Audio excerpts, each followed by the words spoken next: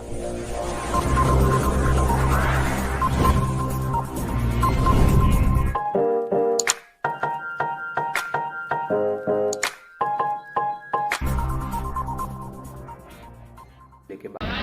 श्री रामपुर से जो ये ज़िला है हुगली, इसके अंदर एक लोकल ट्रेन है जिसमें अभी हम चढ़े हैं।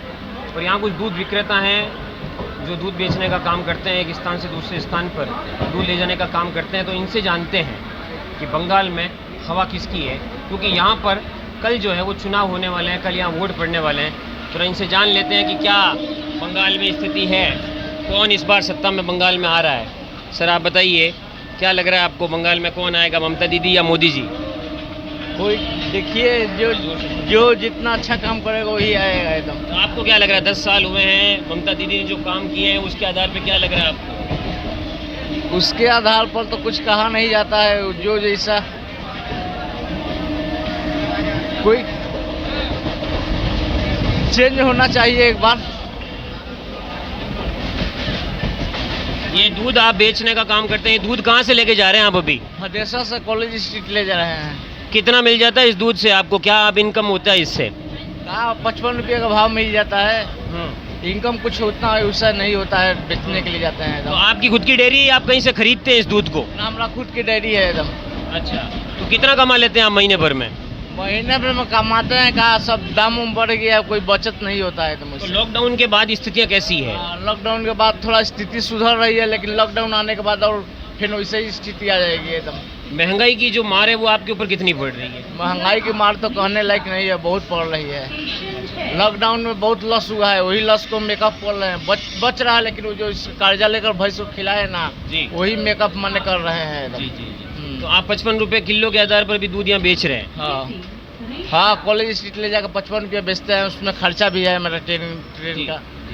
एक और सज्जन है, इनसे बात करते हैं और जानने का प्रयास करते हैं कि क्या किसकी सरकार बनने जा रही है। एक नौकरी पेशा, एक रोजगार प्राप्त व्यक्ति है, इनसे जान लेते हैं। सर बताइए, मोदी जी या ममता जी? मोदी जी भी आए या ममता जी भी आए, सबसे पहले बेरोजगारों को नौकरी चाहिए जी। सबसे पहले हेल्थ, सैनिटाइजेशन और रास्ता, सड़क जो है, ये सारे चीज कब बनेंगे? जो भी आते हैं सिर्फ अपने आश्वासन देते हैं कि हम आएंगे सत्ता में ये करेंगे, वो आएंगे सत्ता में ये करेंगे जी।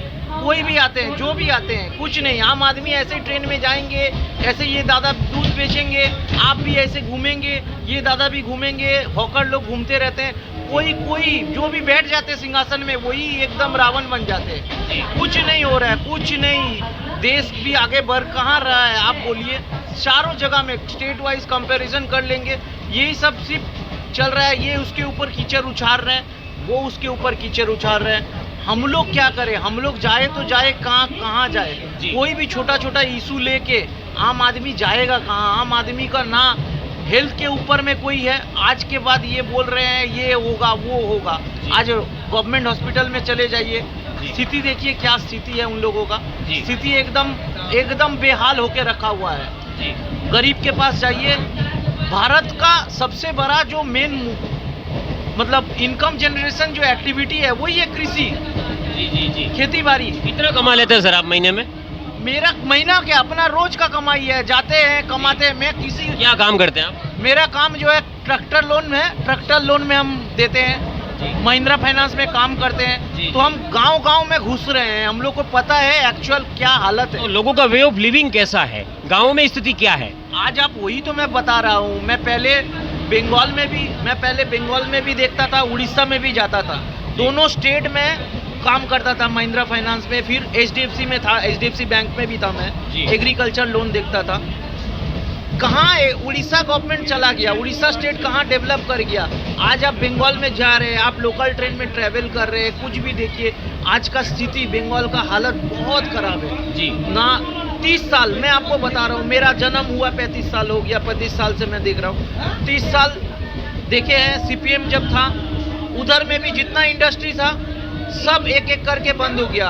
बंगाल जो था गंगा के किनारे था। हुगली इंडस्ट्री जो है पाट का, जूट का, इतना बड़ा इंडस्ट्री था, कितना शिफ्टिंग काम करता था। JKW सारा बड़ा कंपनी जो था इंडस्ट्री सब हड़ताल हड़ताल करके हिंद मोटर, आप थोड़ी देर में जाएंगे हिंद मोटर, पूर्ण नगर आ गया हिंद मोटर जाएगी जी उधर में भी देखिए बंद कर दिया जी। अभी ये लोग बोल रहे हैं दूसरा सत्ता में आए जी, टीएमसी आए, टीएमसी बोले ये करेंगे वो करेंगे ये करेंगे वो करेंगे, कुछ किए ही नहीं। सर एक बात और, एक और प्रश्न पूछना है, भ्रष्टाचार कितना है सर? ये सरकारी तो कार्यालयों में महंगाई वाला क्वेश्चन कर लिए। एक आम आदमी के लिए भ्रष्टाचार चारों ओर लगा हुआ है सर जी, चारों ओर लगा हुआ है। आज ये दादा दूध लेके जा रहे 55 रुपया के बेचने के लिए जा रहे, इसका कितना मुनाफा है आप एक बार उनसे पूछे, खर्चा कितना है पूछिए, जाएगा कहाँ सर? खाएंगे क्या? गैस सिलेंडर का दाम बढ़ा दिए, 200 रुपया बढ़ा के 100 रुपया घटाने से चलेगा सर? इनकम कहाँ है सर? आदमी कहाँ जाएगा?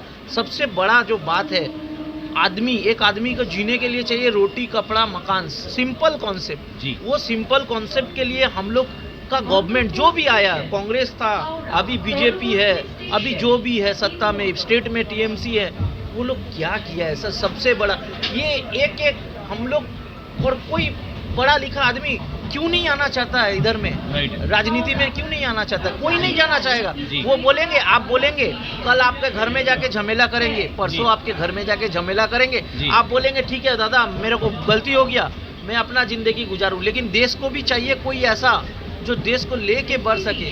किसके ऊपर करेंगे भरोसा? मोदी जी बोल रहे हैं मोदी जी के ऊपर भरोसा करेंगे। कल देखे 10 साल में मोदी जी कितना सेंट्रल गवर्नमेंट का जॉब मिला है आप बोलिए? जी, आप हिसाब लगाइए ना सर। बिल्कुल। आपका पास तो स्टैटिस्टिक्स है, प्राइमरी डेटा सोर्स लगाइए, सेकेंडरी डेटा सोर्स लगाइए, कितना आदमी को नौकरी मिला है, कितना बेरोजगारी घटा है। बेरोजगारी घटाने का बात छोड़ दीजिए, जिसका इनकम मानिए दिन में 100 रुपया था, उसका इनकम क्या 100 रुपया से बढ़ के 200 रुपया हुआ है या 150 रुपया हुआ है, उसका फैमिली तो बढ़ते जा रहा है। बिल्कुल। तो समस्याएं अपार है। एक लाइन में जानना चाहूंगा, हवा किसकी है?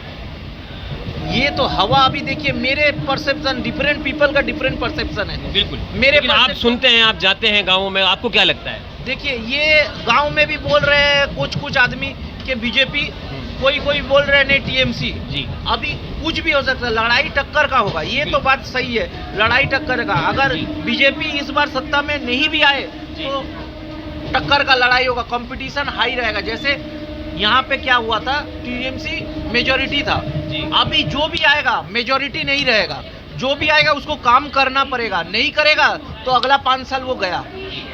तो यहाँ पर जो नौकरी पेशा जो लोग थे, उनका ये मानना बिल्कुल स्पष्ट है, उनकी ये सोच बिल्कुल स्पष्ट है कि रोजगार और भ्रष्टाचार और महंगाई, ये तो 3 जो सबसे बड़े मुद्दे हैं, इन्हीं मुद्दों को देख करके यहाँ के लोग वोट डालने जाएंगे। तो लोकल जो ट्रेन है हुगली की, यहाँ से फ़िलहाल खबर यह है कि लोग ये जानना चाहते हैं, लोग ये मानते हैं कि 50-50 के चांसेज है, हाफ चांसेज हैं। कुछ लोग ये कहते हैं कि परिवर्तन होना चाहिए, कुछ लोग ये कहते हैं कि परिवर्तन होने के बाद सुधार कितना होता है ये सबसे ज़रूरी होगा। कैमरामैन प्रेम कश्यप के साथ मैं राकेश चौधरी, हुगली, यंग तरंग न्यूज़।